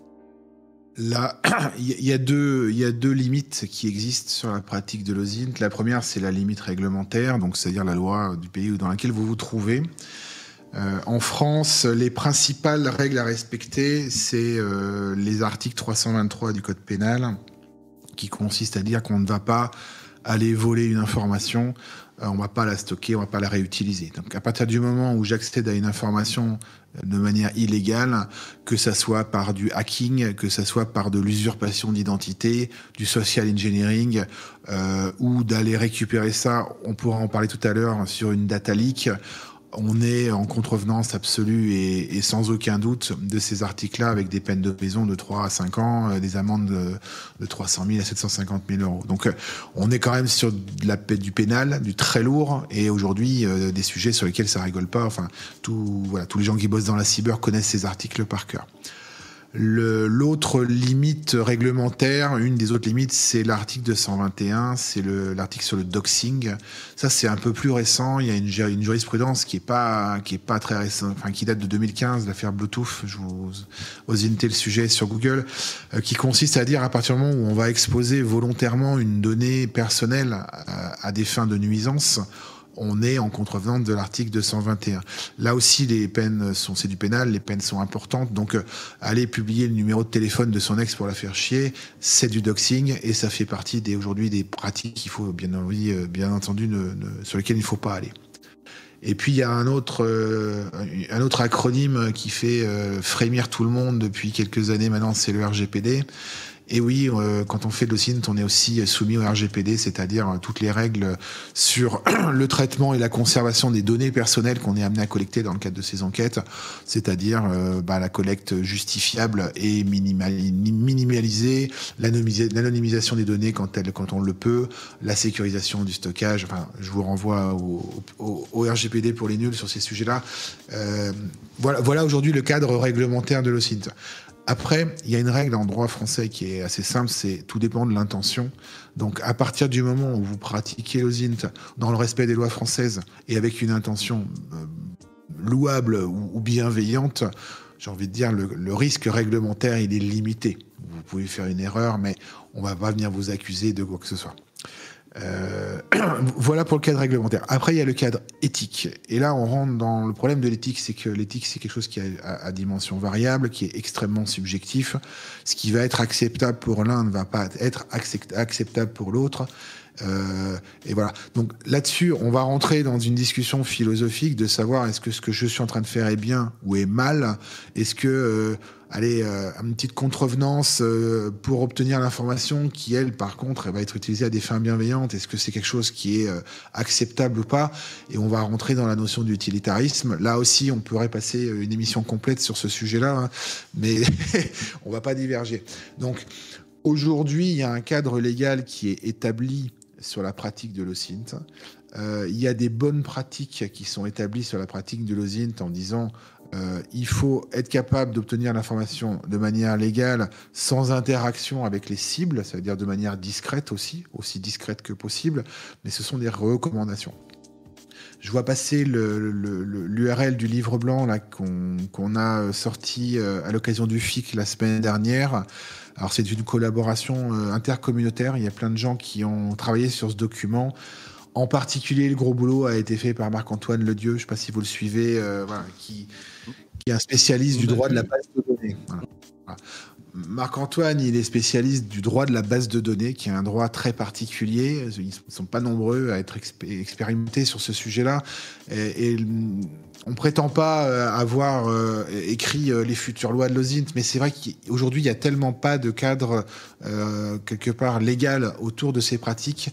On a voulu rappeler aujourd'hui ce qu'était le cadre existant, c'est-à-dire les lois qui sont inscrites dans le code pénal sur ce sujet-là, et également les pratiques aujourd'hui telles qu'elles sont admises dans les différents métiers, que ça soit en cyber, que ça soit en criminaux, que ça soit en enquête pour les enquêteurs privés, ou que ça soit en intelligence économique. Donc, il n'y a pas de prétention que de faire le point finalement sur ce qui aujourd'hui nous paraissait, travaillant dans ces domaines-là, étant la pratique acceptable et le cadre légal connu de ces choses-là. Il y a beaucoup à faire sur le cadre légal aujourd'hui. Et puis, tu parlais tout à l'heure, Nicolas, de la partie comment se protéger quand on fait de l'OSINT. Là aussi, déjà, être capable de définir la dangerosité de ce qu'on est en train de faire. Il y a 3 types de dangers essentiellement quand on fait de l'OSINT vis-à-vis de ce qu'on est en train de faire.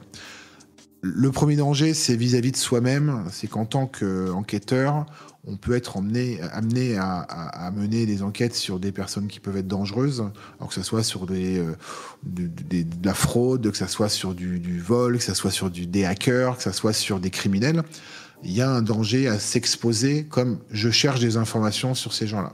Je vais vous faire un scoop. Ces gens-là aussi font de l'OSINT et sont capables, si jamais ils se rendent compte que vous les cherchez, de vous retrouver. Donc, la première chose, c'est d'être capable de dire, ok, je travaille sur un sujet chaud. On va parler de drogue, on va parler de vente d'armes, on va parler d'images pédopornographiques, on va parler de hackers. Ce sont des gens qui sont des criminels, tout simplement. Et à ce titre, si vous allez enquêter sur ce type de sujet, bien sûr, vous vous mettez en danger.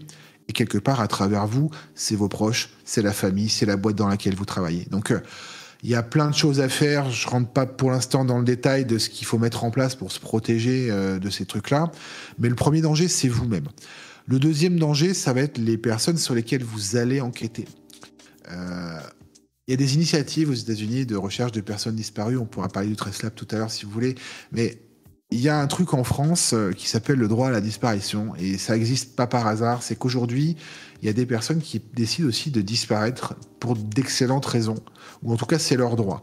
Et aujourd'hui, en allant enquêter sur des personnes, par exemple, qui ont fait le choix de disparaître parce qu'elles étaient, par exemple, victimes de violences ou pour des raisons X ou Y, bah, vous mettez en danger aussi la personne que vous recherchez. Donc il y a les autres, il y a les gens que vous allez impliquer dans vos recherches ou à qui vous allez poser des questions que vous pouvez potentiellement mettre en danger, bah, simplement en les impliquant dans votre recherche. Aujourd'hui, vous allez poser une question, par exemple, sur tiens, comment on va reconnaître un tank russe sur un champ de bataille.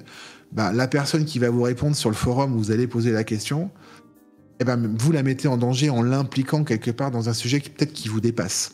Et c'est toute la modestie qu'il faut garder quand on fait aujourd'hui de l'osine, c'est de dire, parfois on mesure pas toujours ce qu'on est en train d'enquêter.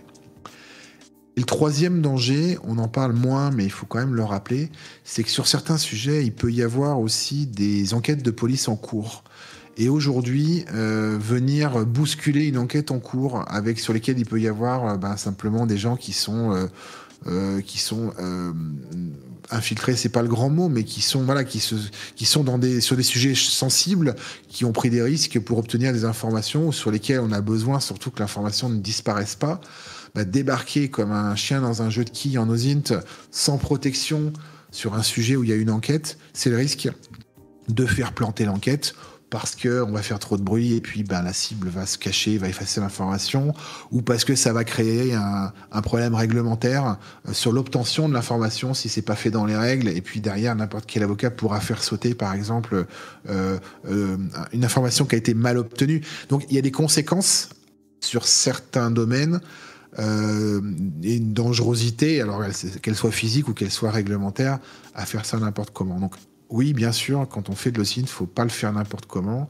Il faut avoir conscience de ce qu'on fait sur les risques. Ça amène aussi la question de la source et de la qualité des données qui vont être collectées. Et je me demandais justement comment j'évalue la pertinence ou l'importance, voire la dangerosité des données que je vais connecter en faisant de l'OSINT. Là aussi, il y a l'expérience qui va rentrer en ligne de compte. Et puis, j'ai envie de dire, il y a la culture de ce qu'on est en train de faire. Quand on n'a jamais... Je vais faire un parallèle avec le pentest ou avec le monde du hacking, mais quand on n'a jamais fréquenté le monde des black hats, ou quand on n'a pas étudié comment fonctionnent les APT, c'est-à-dire les mafias en fait, qui industrialisent en fait le hacking aujourd'hui, aller faire une enquête sur ces gens-là sans savoir qui ils sont et comment ils fonctionnent, quelque part, c'est prendre un risque. Donc, pour moi, l'appropriation de l'environnement dans lequel on va travailler, demain, on fait de l'enquête, je ne sais rien, sur les crypto-monnaies, il va falloir comprendre comment marche le monde de la crypto. Sinon, bien sûr, on peut se mettre en danger ou provoquer un problème. Donc, l'appropriation du sujet en termes de culture, pour moi, il est essentiel. C'est de dire... Quand on fait un sujet, il faut comprendre de quoi on parle, quels sont les tenants et aboutissants. Donc avant de se lancer dans la collecte d'infos en mode sauvage, et c'est un peu la limite des CTF, on en parlait aussi tout à l'heure, mais de dire à un moment donné, il y a aussi ce qu'il y a autour qui est important, et l'environnement dans lequel on va évoluer, les conséquences de ce qu'on peut être amené, à qui on va fournir ce rapport, comment il va être utilisé. Est-ce que c'est destiné à un tribunal? Est-ce que c'est destiné à à un service public de renseignement? Est-ce que c'est destiné à une entreprise privée? Là aussi, la conséquence, on la mesure pas toujours parce que, on n'est pas forcément au courant de l'utilisation qui peut être faite du résultat d'un OSINT. Et puis, deuxièmement, on peut aussi avoir qu'une vision partielle des choses. Des fois, on enquête sur un objet. Par exemple, je donne un exemple très concret. Europol propose d'enquêter sur des petits objets qui ont été isolés sur des images pédopornographiques, qui ont été collectées sur des serveurs saisis, etc. Donc, on va enquêter, j'en sais rien, sur un doudou, sur un foulard, sur un coussin, etc. On n'a aucune idée de l'environnement qu'il y a autour de ces photos. On ne sait pas qui est concerné. Donc, on va enquêter sur une parcelle d'informations segmentée, cloisonnée volontairement pour la protection des personnes. C'est assez facile à comprendre. Mais du coup, il est dangereux de faire ça parce qu'on ne mesure pas aujourd'hui ce qu'il peut y avoir en face, en tout cas, ou en périphérie, ou autour du périmètre. Donc, le doute permanent, en tout cas la remise en cause permanente de ce qu'on est en train de faire, ça fait partie du processus de recherche et ça fait aussi partie du processus de protection. Pourquoi je fais cette enquête? Comment mon travail peut être utilisé derrière? Est-ce que c'est à des fins bienveillantes? Est-ce que c'est à des fins malveillantes? Tout ça, c'est des questions qu'il faut se poser et auxquelles il faut faire attention en tout cas. Ok, mais le petit point en fait qui va arriver pour moi, c'est-à-dire quand je te demande d'évaluer la pertinence ou l'importance d'une info, ça va être par exemple quand je vais accumuler une masse invraisemblable parfois de données suite à un travail d'OSINT. Comment je fais pour éviter tout ce bruit parasite qu'il y a autour et arriver à sélectionner les informations qui sont les plus pertinentes dans ce travail? La première étape, ça consiste à déterminer la fiabilité de l'information, alors à travers sa nature ou à travers sa source. Par exemple, je vais considérer une information qui a été confirmée par 5, 6 ou 10 sources de manière bien sûr plus prioritaire qu'une où je n'ai qu'une information sur une seule source. Ça ne veut pas dire que l'info a une source, elle est à jeter. Ça veut juste dire il y a un doute énorme dessus, il faut la prendre pour ce qu'elle est, une information à reconfirmer. Donc, fiabiliser l'information déjà va permettre d'éliminer le bruit. Le potentiel d'exploitation de l'information est à prendre en compte en disant cette info, je vais savoir m'en servir, je vais savoir comment m'en servir et j'ai une idée d'où je pourrais arriver. Bien sûr, ça va influencer sur le nettoyage du bruit. Et puis après, il y a les informations dont on ne sait pas quoi faire. Alors on va les mettre de côté. On va pas, là non plus, on va pas jeter l'information.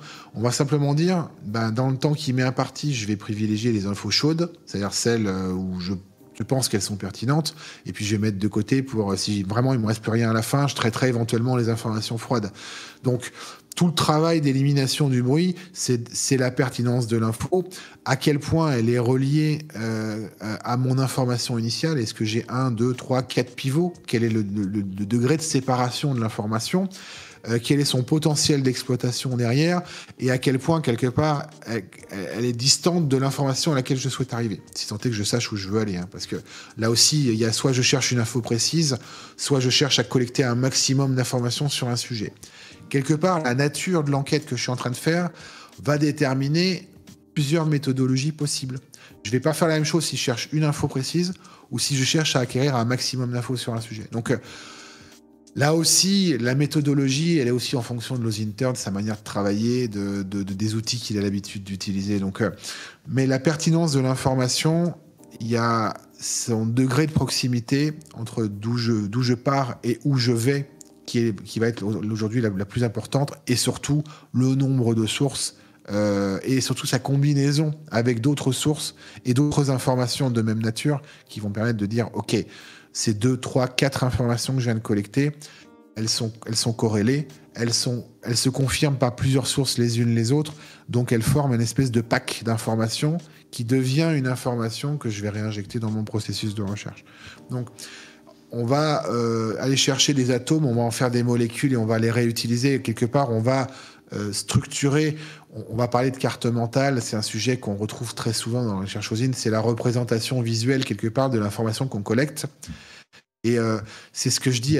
Moi, je viens du monde du dev et je dis toujours à mes développeurs, si vous êtes capable de me schématiser une base de données en 2 dimensions sur un papier, c'est que votre base, elle est correcte. C'est pareil pour l'info. Si vous êtes capable de schématiser la liaison entre les informations de manière structurée et de manière compréhensible par n'importe qui, c'est que vous avez fait ce travail de hiérarchisation de l'information. Donc, l'élimination du bruit, ça consiste à dire toute information quelque part qu'on peut pas mettre sur une carte de projection mentale, elle est à mettre de côté, provisoirement ou définitivement. Voilà. Moi, c'est ma méthode en tout cas d'élimination du bruit. C'est soit j'arrive à la relier par une réelle liaison hiérarchisante, travaille avec, fait partie de, a été cité par, on arrive à établir. Parce que on parle beaucoup des pivots en OSINT, parce que mais on parle beaucoup moins des liaisons et de la nature des liaisons. Et ça, c'est super important parce que c'est ce qui va faire la différence entre de l'info bruit et puis de l'info pertinente.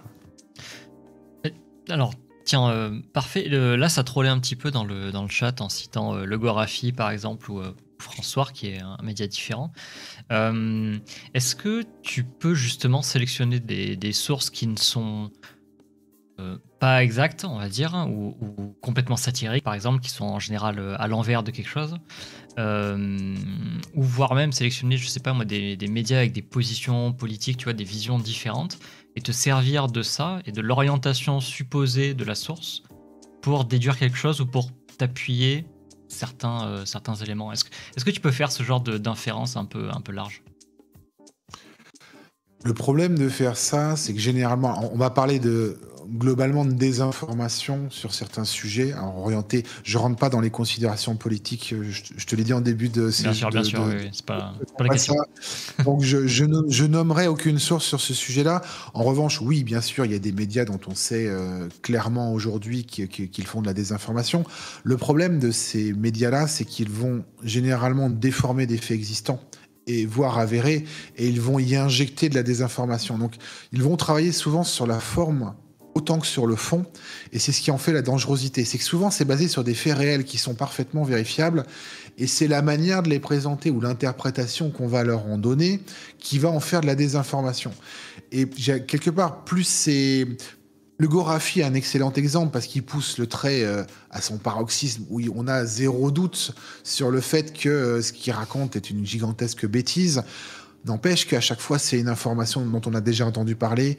Et c'est pour ça que ça fait sourire. C'est oui, ce truc-là, je l'ai déjà entendu, mais de manière plus ténue, de manière plus vicieuse. Et avec quelque part un détournement qui est un peu plus subtil. Je vous renvoie à une page que j'adore, je lui fais un peu de pub parce que je trouve qu'il fait un boulot incroyable.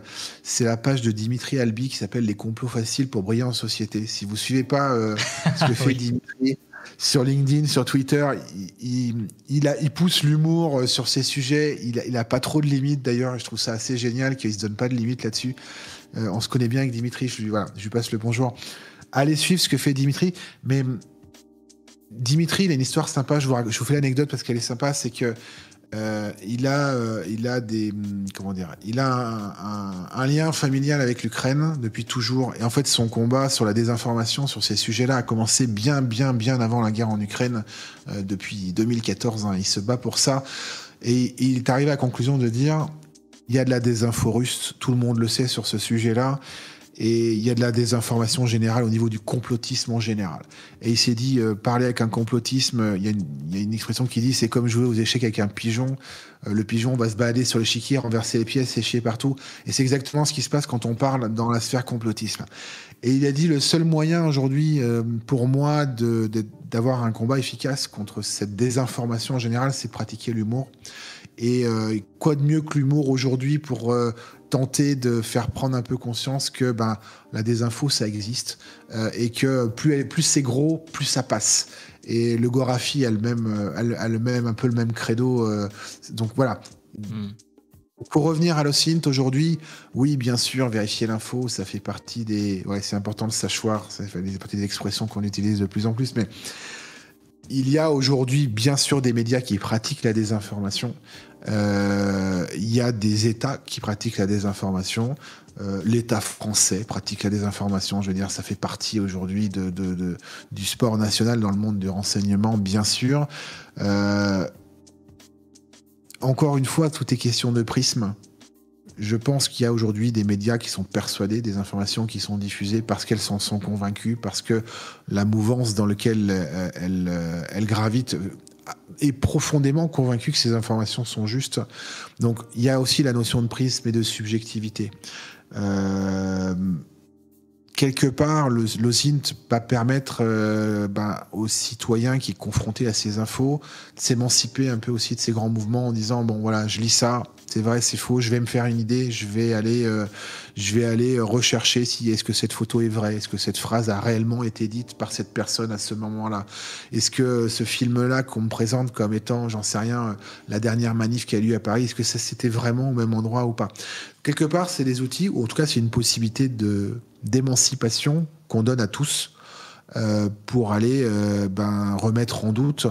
Et j'ai envie de dire, ça fait partie des quelque chose qui est bien de se remettre en doute d'une manière générale de ses connaissances et de ce qu'on voit. Donc, et même les gens qui sont hyper critiques vis-à-vis de ce qu'ils lisent, parfois se font avoir. Hein. Moi, je me suis fait avoir sur un pauvre poisson d'avril, pas plus tard qu'il y a 10 jours, parce que c'était bien amené, parce que j'ai pas vérifié ma source en répondant, et puis comme un couillon, je me suis fait avoir comme beaucoup de gens. Voilà.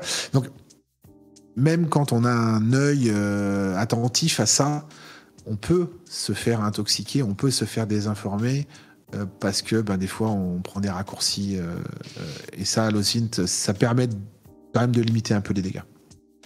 Je pense que le propos sous-jacent aussi de la question de Lotus était, est-ce que parfois tu as une interprétation d'un propos qui n'est pas forcément trouvé dans tes données. C'est-à-dire que tu vas trouver une information mais qui est orientée politiquement par exemple ou autre, et tu sais que comme cette information sort dans cette orientation politique et que cette source n'est pas fiable, peut-être que c'est l'inverse. Tu vois, ce genre de choses en fait. Est-ce que tu as le droit d'interpréter tes résultats et d'annoncer quelque chose que tu n'as pas vu ?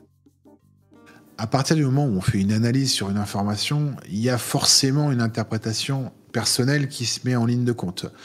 On est censé, autant que possible, en tant qu'enquêteur, faire fi de nos positions politiques, positions morales, et d'avoir une analyse aussi froide que possible. L'idée, c'est évidemment d'éviter les biais cognitifs, de dire je pense que, il me semble que, ou j'ai envie de penser que, parce que c'est ça le pire ennemi de l'analyse, c'est de vouloir voir quelque chose qui n'existe pas. Donc, vouloir voir une désinformation, ça fait partie d'un piège qu'il faut éviter. Une information, qu'elle vienne, j'ai vu passer Valeurs Actuelles, ou qu'elle vienne du Monde, ou qu'elle vienne du New York Times, moi j'ai vu de gigantesques bêtises dans le Times qui auraient dû être vérifiées, qui auraient été publiées sur des magazines aussi prestigieux que ça. Donc c'est pas la nature de l'information qui va être à éliminer. Par contre, effectivement, on va prendre en compte le fait qu'un média puisse avoir des pratiques de désinformation ou des positions politiques particulières. On va y mettre un doute raisonnable, bien sûr, sur l'information. Je vais dire n'importe quoi. Si demain, on fait une enquête sur les anti-vax ou sur les vaccins, bien sûr, un journal qui va être ouvertement anti-vax, on va prendre pour ce que c'est l'information. Ça ne veut pas dire que l'information, elle est à éliminer. Ça veut dire qu'on va simplement y mettre un doute, une orientation particulière, et qu'on va la traiter comme telle.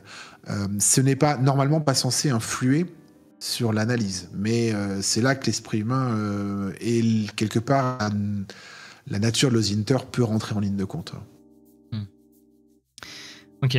Alors, je pense qu'il y a une partie de la question aussi qui se tourne vers tout ce qui est bruit ou fausses données, ou production de fausses données. Est-ce que, à la manière de quelqu'un qui fait de la réponse à incident, par exemple, et qui débarque sur un serveur Apache en production et qui voit qu'il y a 0 log, est-ce que le fait de voir l'absence d'informations, ça va te permettre de déduire certaines choses? Et le côté bruit dont j'ai parlé un petit peu plus tôt, est-ce que c'est quelque chose qui existe? Alors, tu nous parlais de désinformation, ok. Ça, on est dans les... j'ai envie de dire dans les médias traditionnels, ce genre de choses assez traditionnelles. Est-ce qu'il y a des gens qui, aujourd'hui, ont, je sais pas moi, des bots qui balancent des posts en chaîne, tu vois, pour faire du bruit sur leur propre profil, par exemple, pour se rendre non enquêtable? Enfin, je pense que tu vois de quoi je parle. Ouais. Oui, il y a des... Alors, il y a plein de domaines dans lesquels, quelque part, l'utilisation industrielle de bruit peut être générée. Les premiers cas qu'on va rencontrer, ça peut être pour, par exemple, étouffer des bad buzz. Ça, on va le retrouver beaucoup sur les réseaux sociaux, où pour étouffer un bad buzz ou détourner éventuellement une attention du public d'un sujet qui peut être chaud, on va balancer quelque chose d'encore plus chaud ou de polémique pour détourner l'attention. Donc oui, ça aujourd'hui, bien sûr, l'information... on va dire, vide de sens, mais à un but de noyer l'information qu'on cherche à noyer, fait partie du truc. On a les mêmes concepts quand on fait de l'extraction de données en pentest, où on peut noyer de l'extraction discrètement avec un gros DDoS qui tâche pour éviter que ça se voit. La méthode est utilisée aujourd'hui, bien sûr, pour soit pour étouffer du bad buzz, soit éventuellement pour noyer une information une fois qu'elle a été transmise, par exemple. Donc c'est des méthodes qui s'utilisent, mais ça a pas attendu Internet. Ce sont des choses qui existent déjà. tout le monde connaît le principe du bleu de méthylène, savoir qu'on diffuse une information différente à plusieurs personnes pour voir laquelle remonte. Ça aussi, c'est des techniques qui sont utilisées dans les principes de désinformation sur certains sujets. Donc oui, il y a, et en particulier en ce moment avec le conflit Russie-Ukraine, bien sûr qu'il y a de l'utilisation massive de désinformation, que ça soit de la part d'États ou d'organismes assimilés à des États, ou pour ne citer que, mais il y en a d'autres, Wagner, qui est le spécialiste aujourd'hui de la désinfo, et pas que en Ukraine. Oui, on a aujourd'hui une utilisation massive à des fins. Alors, je sais pas si c'est à des fins de faire passer des convictions à l'égard du grand public et ou de complexifier la vie des enquêteurs qui enquêtent sur ces sujets-là. Mais oui, je pense que le sujet est grandement utilisé aujourd'hui, en tout cas sur tous ces sujets sensibles. Après, la petite criminalité, aujourd'hui, va plutôt tendance à essayer d'être discret, c'est-à-dire à effacer l'information, plutôt que d'essayer de la noyer. C'est deux stratégies très différentes et elles ne s'appliquent pas nécessairement dans le même domaine. Il y a des cas où on va plutôt être discret, effacer l'info, puis d'autres où on va en faire des caisses pour noyer l'info et puis quelque part rendre compliqué les analyses, ou en tout cas les retarder. C'est-à-dire que plus on va avoir d'infos, plus l'analyse va prendre du temps. Il faut éliminer le bruit, il faut en tirer la bonne info. Et on va retarder peut-être la prise de décision comme ça. Donc là aussi, ça peut être simplement un truc dans la roue qui va empêcher d'avancer, tout simplement. Ok. Sur le même sujet, alors je vois que ça parle de honeypot de pot au miel, n'est-ce pas, dans le chat. Côté OSINT, j'ai entendu un terme, moi, les sock puppets, j'ai peu d'infos là-dessus. Qu'est-ce que c'est exactement? Est-ce que c'est le honeypot de l'OSINT? Pas du tout. Non. Le sock puppet, c'est un profil fictif qui est généralement créé sur les réseaux sociaux dans le but de protéger son enquêteur. Donc c'est pas une usurpation d'identité. Attention, là aussi, je renvoie au pénal. Là, on n'a pas le droit d'usurper l'identité en France de quelqu'un, mais on a totalement le droit aujourd'hui, vis-à-vis de la loi française, de créer un personnage qui n'existe pas avec une fausse histoire. En revanche, ces pratiques contreviennent aux conditions générales d'utilisation des réseaux sociaux, puisqu'il est marqué noir sur blanc sur les différents qu'on n'a pas le droit de faire ça. Donc les réseaux sociaux font la chasse à ce genre de choses, et aujourd'hui, ça devient compliqué de créer des sock puppets qui ne sont pas effacés par les uns et les autres. Un sock puppet, c'est vraiment un outil d'utilisation des réseaux sociaux qui vont permettre d'aller sur les profils des uns et des autres sans attirer l'attention, ou en tout cas sans révéler l'identité de la personne qui est derrière. Donc c'est des trucs qui se pratiquent depuis toujours, notamment chez les gens qui ont une vie numérique comme les influenceurs. Ils ont des sock puppets la plupart du temps, donc des pseudonymes, des fausses photos, une fausse histoire, etc. Et pour ceux qui ont vu le Bureau des légendes, c'est un peu la même chose, mais version Facebook, quoi. On s'invente une histoire, on s'invente un personnage, le but étant de ne pas attirer l'attention sur qui on est réellement, pour se protéger simplement et protéger son enquête. Donc c'est pas un honeypot, c'est simplement fait pour pas attirer l'attention, tout simplement. Alors que le honeypot, c'est le contraire, hein, on va essayer d'attirer l'attention et d'envoyer le pentester du mauvais côté. Très bien. Alors justement, les sock puppets, ça peut être très très utile dans certains cas. Et il y a un sujet que j'aimerais bien aborder avec toi, c'est l'OSINT et le dark web. C'est pas un sujet dont on entend très souvent parler en OSINT. J'aimerais bien qu'on creuse un peu là-dessus. Donc tout ce qui est Tor, les sites en oignon et tout ça. Est-ce qu'il y a une catégorie spécifique d'OSINT liée à ce type d'information? Et est-ce que éventuellement tu pourrais nous donner la différence entre de l'OSINT sur le World Wide Web, sur le web quoi, et de l'OSINT sur le dark web?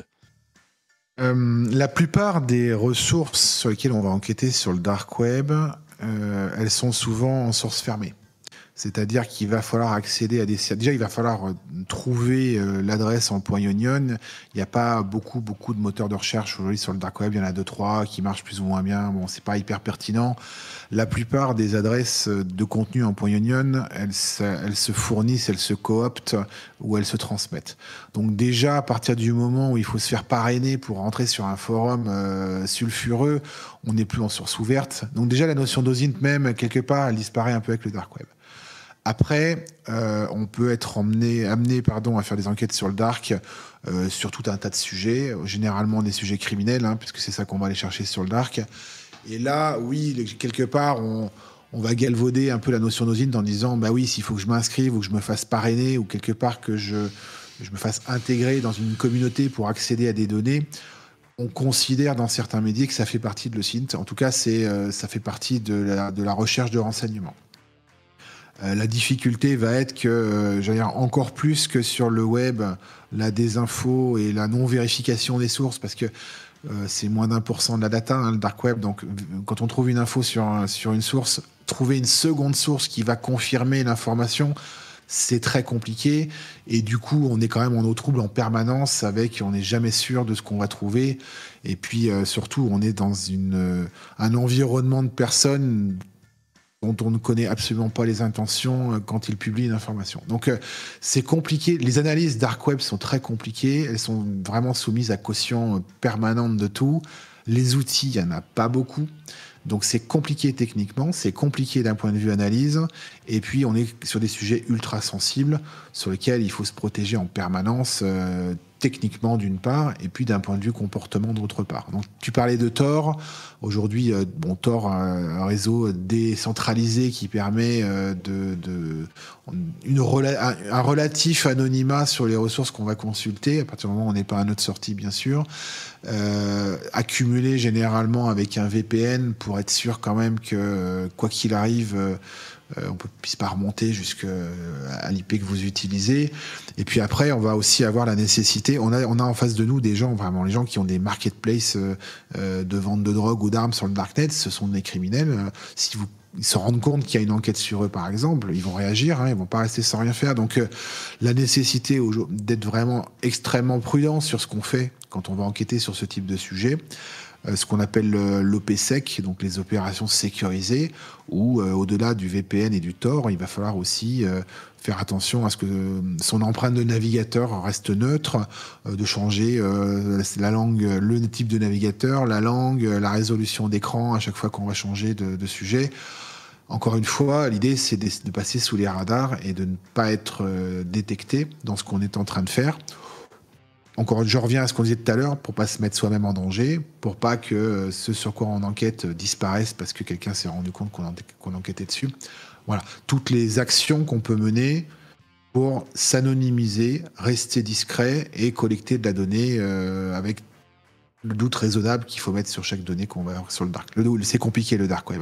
Nous, par exemple, sur Osint, on n'y va pas tout simplement parce que c'est une zone dangereuse où on peut vite faire une erreur. C'est bourré de virus à chaque clic. Enfin, je veux dire, on n'envoie pas nos Osinters qui démarrent sur le sujet, sur le dark web. Enfin, ce serait complètement con, quoi. Voilà, c'est clair. Non, en fait, j'amenais le sujet, ça aurait pu se caler plutôt du côté professionnel. Et c'est vrai que, notamment pour certains journalistes, quand ils doivent traiter certains sujets sur, je sais pas, la Corée, l'Iran, enfin, je vais pas nommer tous les États où il peut y avoir nécessité pour les gens qui y habitent de passer par le dark web pour transmettre des informations. Et justement, je me posais la question sur l'OSINT et le dark web. En l'occurrence, pas spécifiquement sur le côté trafic de drogue, mais plutôt sur le côté journalisme, en fait. On va retrouver effectivement beaucoup de dissidences politiques sur le dark web parce que c'est un endroit effectivement où la liberté d'expression est plus accessible, en tout cas à une durée de vie plus longue. Après, c'est toujours la même chose. Les contenus étant pas indexés, il est difficile de les retrouver. Et j'ai envie de dire, c'est pas les outils qui vont permettre d'accéder à ces données, c'est plus les intégrations dans des communautés ou de la cooptation qui va permettre d'y accéder. Après, je pense que la dissidence politique sur le dark web, c'est assez marginal. 95% du dark web, c'est de l'illégal, tout le monde le sait. Donc, c'est pas aujourd'hui une source privilégiée. En tout cas, pas sauf si vous êtes effectivement en train de faire de l'enquête spécifiquement sur des groupes APT ou sur des dissidences particulières ou des groupes de terrorisme. Oui, bien sûr, le darknet est à surveiller. Il y a des outils qui permettent de le faire. Généralement, ils sont pas gratuits, ces outils-là. Ce sont des boîtes spécialisées qui font ce type de trucs. Tout simplement parce que comme il n'y a pas de structuration sur l'information, il n'y a pas d'API, il n'y a pas de moteur de recherche, bah ça va être du scrapping, de l'autodécouverte permanente, de l'énumération, et il faut de la puissance de calcul, il faut de la ressource, et pour ça, il faut pouvoir financer ces activités de recherche. Donc c'est souvent des entreprises privées qui vont proposer ce type de service, que ce soit service d'État ou pour d'autres entreprises plus grosses. Et du coup, les outils sont pas open. Et qui dit outils pas open, dit pas OSINT, quoi. Donc c'est pour ça qu'on sort un peu du cadre de l'OSINT. Dans le dark web, c'est quand même un milieu de pro et moins accessible en tout cas au grand public parce que les outils sont plus confidentiels ou payants. Une dernière question et on va clôturer cette première partie, ma foi. Sur toutes ces données, toutes ces sources, est-ce qu'il y a un partage qui se fait dans la communauté OSINT ou est-ce que c'est quelque chose qui est trop sensible pour être partagé? Je parle alors effectivement de sources de données, mais avec en tête le fait de filtrer une première fois, tu vois, et de partager des données qui sont de sources sûres, entre guillemets. Est-ce que ça se fait ou pas du tout? Je pense que ce serait dangereux de le faire parce que si quelqu'un vous dit qu'une information est fiable, quelque part, il y a un doute qui s'installe. Donc, charge à l'OSINTer de revérifier l'information qui lui est délivrée quand il va la chercher. Est-ce qu'il y a un partage d'informations? Il y a un partage d'outils, ça c'est sûr. Aujourd'hui, il y a beaucoup de repos, de sites qui référencent des outils ou des méthodes, etc. Ça, oui, il y a un gros partage. Il y a un partage de listing d'informations. Oui, on va retrouver effectivement des moteurs de recherche, des API, des choses, documentation technique, d'accès aux sources, etc. Mais quelque part, l'information en elle-même, elle est tellement volatile et tellement mouvante dans le temps que ce que je vais te donner ce soir, j'ai envie de dire, demain matin, ça peut être obsolète ou ça peut avoir disparu. Donc, aujourd'hui, il n'y a pas d'initiative de partage d'informations communautaire, en tout cas, qui soit en tout cas suffisamment pérenne ou étendue. C'est pas le cas dans des services certainement. Alors là, je me projette. Je suis pas non plus dans le secret du renseignement de tous les pays. Bien sûr, aujourd'hui, les entreprises stratégiques et en particulier tout ce qui touche certainement au RANS ou à la défense ont leur base de données collectée à partir de l'OSINT. C'est ce que fait l'Open Source Center de la CIA, par exemple, depuis 2001. Ils collectent de l'info en se disant un jour ça servira à quelque chose. Donc oui, bien sûr, aujourd'hui, il y a de la collecte d'informations, de la mutualisation à un certain degré au sein de l'entreprise, au sein des clients de l'entreprise, au sein d'un service, au sein d'un État, partage entre États. Oui, ça doit exister certainement. Mais aujourd'hui, un partage un peu universel, communautaire, comme on peut en avoir... je sais pas, sur les codes sources, ça n'existe pas. Enfin, en tout cas, c'est pas... Voilà. Et puis, on en revient un peu sur les guerres d'ego dans le monde de l'OSINT. Il y a aussi un petit peu d'appropriation de ses propres outils où, quand j'ai un outil surpuissant, je le partage pas, ou en tout cas, je le partage pas sans contrepartie. Donc, il y a quand même ce côté un peu mercantile qu'on va retrouver aujourd'hui dans les développements individuels où le partage, il est relatif. Et on a la même. Je fais toujours le parallèle avec le pentest. On a les CVE qui sont sortis où tout le monde partage ses POC avec plaisir. Puis on a les Zero Day. On sait très bien que ceux qui les ont, ils ne les partagent pas. En tout cas, pas tout de suite. Donc, on va retrouver ces mêmes travers au niveau des choses découvertes en OSINT.